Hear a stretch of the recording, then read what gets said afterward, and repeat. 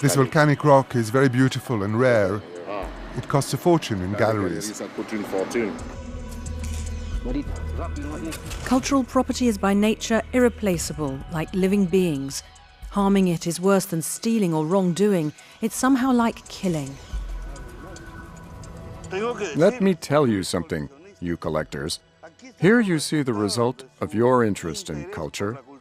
By buying archaeological objects, you directly encourage looting and the destruction of our cultural heritage.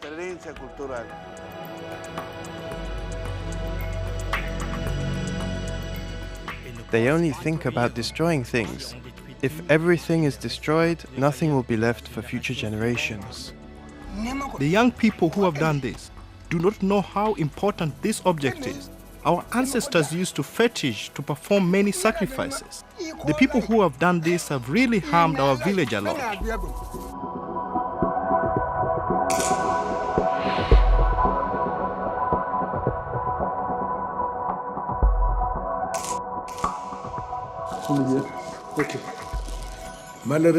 Unfortunately, they are not aware of these things.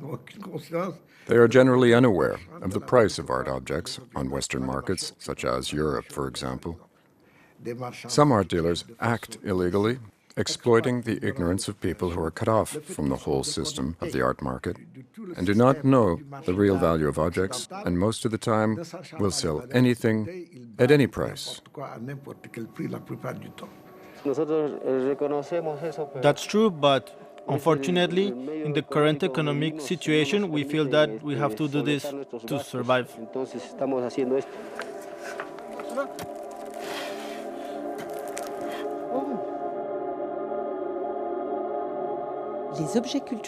Cultural objects play a role in a people's memory that transcends the mere law of war or the law of the art market.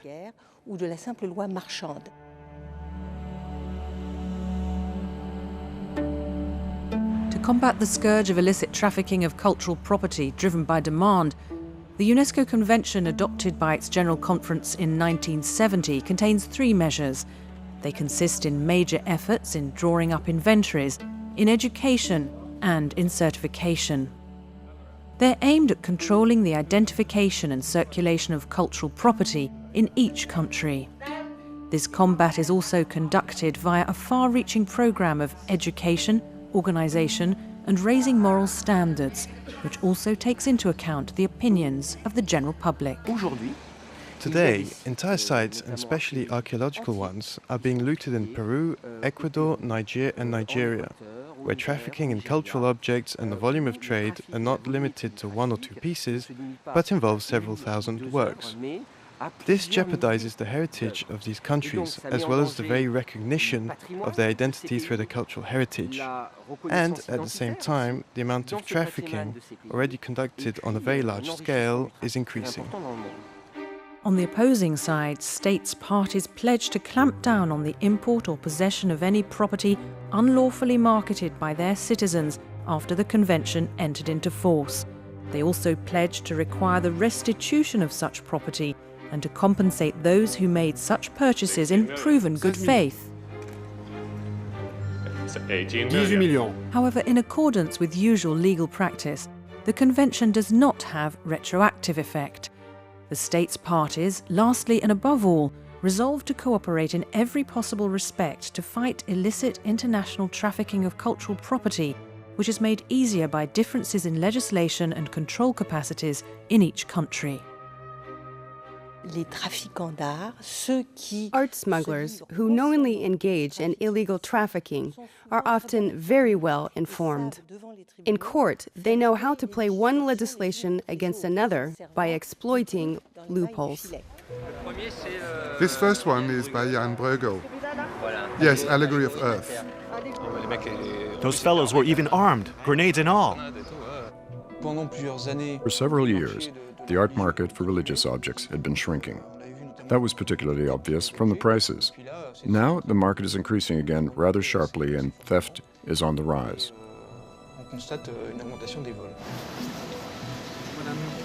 Madam, could you please come this way? Yes, of course. It's that car. So who asked you to do this? It was a man who buys objects. What's his name? In the end, the idea is that each country should have a corps of police officers specialized in combating trafficking in cultural property. This unit does not necessarily have to be very large. A few people would be enough. But at least each country can have trained people to track illegal actions and alert the country's public authorities to incidents that go unnoticed precisely because there are no such units.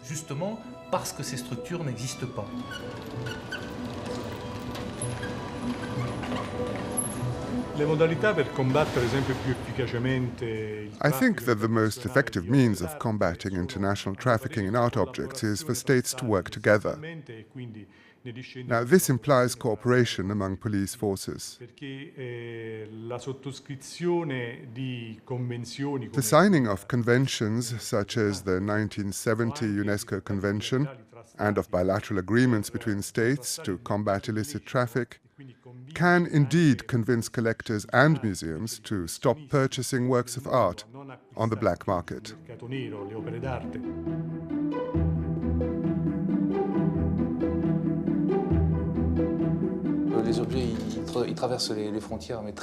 Objects cross borders very quickly.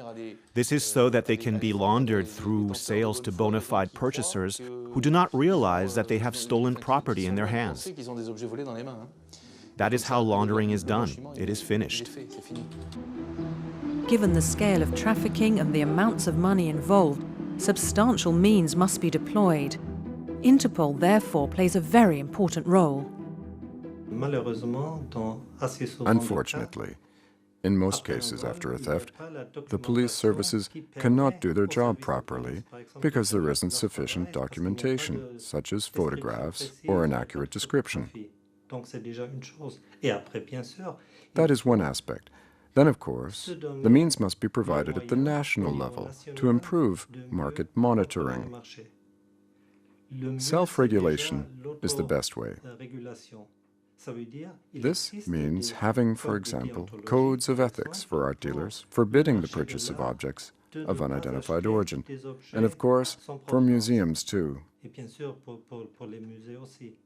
Interpol actively assists such institutions in carrying out this work, for example, by giving them access to our database.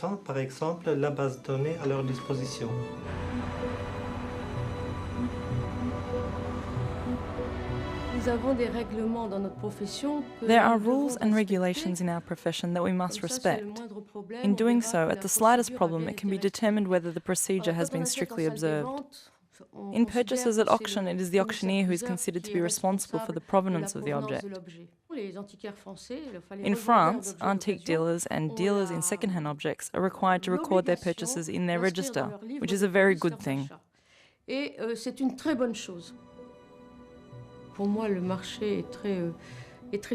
I think that the market is very aware of this problem, and people would like to continue to practice a profession which they love and from which they can make a living as lawfully as possible. They fully agree to have constraints, but if those constraints are too restrictive, what will happen?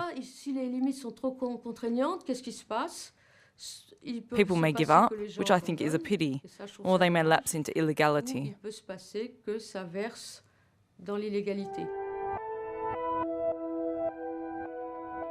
Comparing different national databases helps to counter traffickers effectively.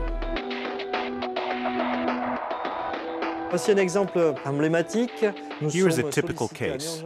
We received an urgent request from Interpol in Vienna, Austria, where this painting was about to be auctioned. This photograph has been saved in a file.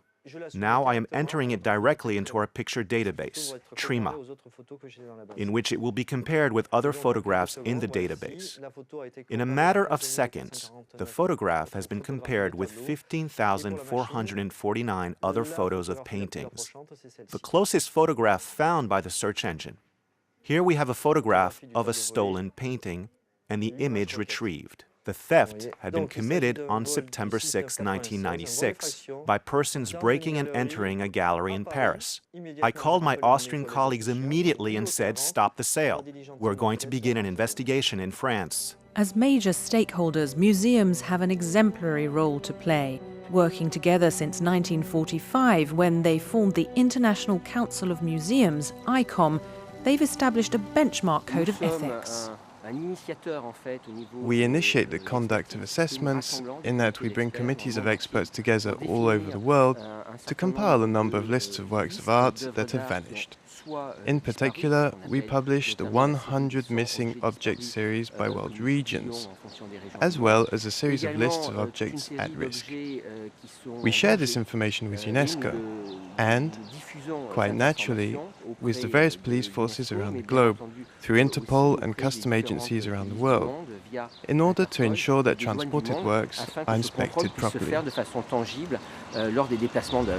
Drawing on the 1970 UNESCO Convention, the International Institute for the Unification of Private Law, established in Rome in 1926, has pursued the same course of action.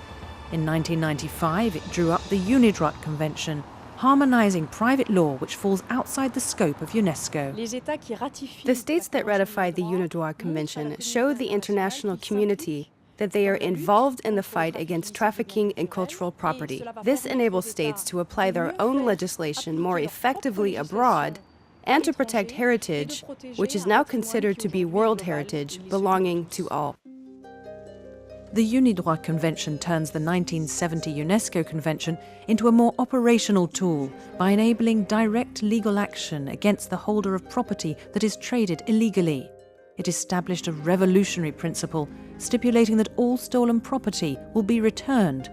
It also places the burden of proof of due diligence during the purchasing process on the holder who's claiming compensation.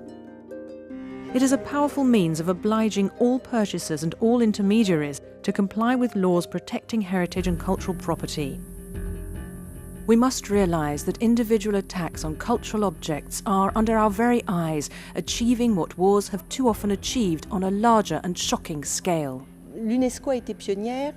UNESCO was a pioneer in that regard because, immediately after the Second World War, in 1954, it banned the destruction of cultural property in the event of armed conflict. Now that the international community has recognized the concept of humanity's common heritage in respect of some objects that should not be touched under any circumstance, many are presently effectively protected. After 1970, UNESCO also addressed issues raised previously and not covered by the Convention. The return of a work of art or record to the country which created it enables a people to recover part of its memory and identity, and proves that the long dialogue between civilizations which shapes the history of the world is still continuing in an atmosphere of mutual respect between nations.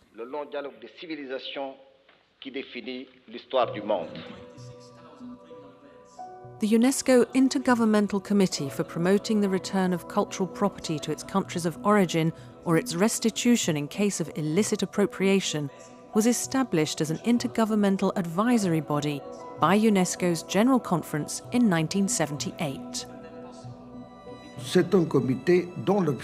The committee's main objective was to promote the return of cultural properties and act as an intermediary, if needed, between stakeholders in all matters regarding the restitution of property considered by the countries to be essential to their historical and cultural memory. It is a body for mediation and group work that provides member states with a forum for discussion, even negotiation, and it makes recommendations to the international community. Harm to cultural property, which the UNESCO Convention seek to end, includes not only reprehensible acts of war and trafficking, but also, and all too often, the thoughtless acts of ordinary people, yielding to the temptation to bring home a little treasure. Building awareness about personal responsibility is crucial.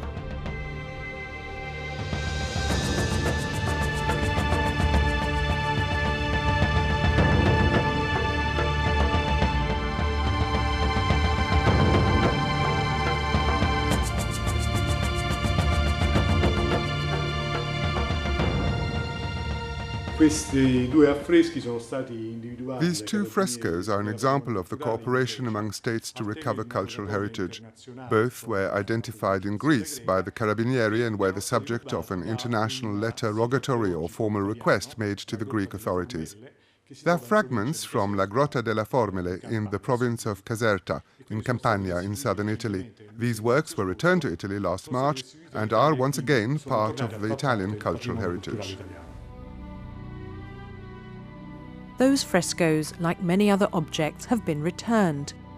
UNESCO, through the conventions that it promotes, and its unremitting efforts in education, technical assistance and guidance, endeavours to raise awareness globally of the fact that cultural property is worth much more than its mere material value.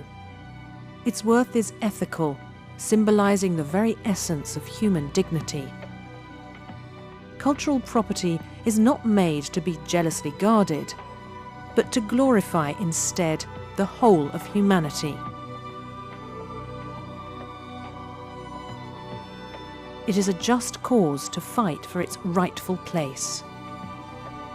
There is nothing that symbolizes more the lack of respect or the respect amongst nations than how one nation and the citizens of one nation treat the heritage of another nation. This is important. This has an importance that cannot be emphasized enough. Respect for cultural property means respect for humanity. Let us help each other to do this by implementing the UNESCO conventions.